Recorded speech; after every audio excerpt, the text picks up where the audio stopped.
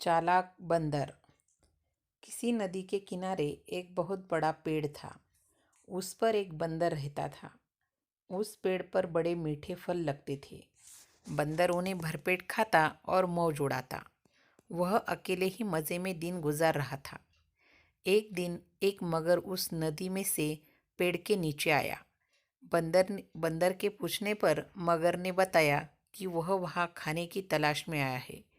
इस पर बंदर ने पेड़ से तोड़कर बहुत से मीठे फल मगर को खाने के लिए दिए।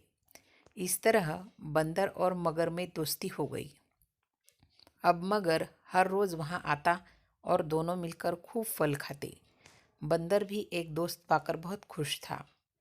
एक दिन बात बात में मगर ने बंदर को बताया कि उसकी एक पत्नी है जो नदी के उस पार उनके घर में रहती है।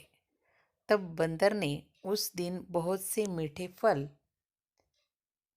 मगर को अपनी पत्नी के लिए साथ ले जाने के लिए दिए। इस तरह मगर रोज जी भरकर फल खाता और अपनी पत्नी के लिए भी लेकर जाता। मगर की पत्नी को फल खाना तो अच्छा लगता, पर पति का देर से घर लौटना पसंद नहीं था। एक दिन मगर की पत्नी ने मगर से कहा कि अगर वह बंदर रोज रोज इतने मीठे फल खाता है तो उसका कलेजा कितना मीठा होगा। मैं उसका कलेजा खाऊंगी। मगर ने उसे बहुत समझाया पर वह नहीं मानी। मगरमच्छ दावत के बहाने बंदर को अपनी पीठ पर बैठाकर अपने घर ले लाने लगा।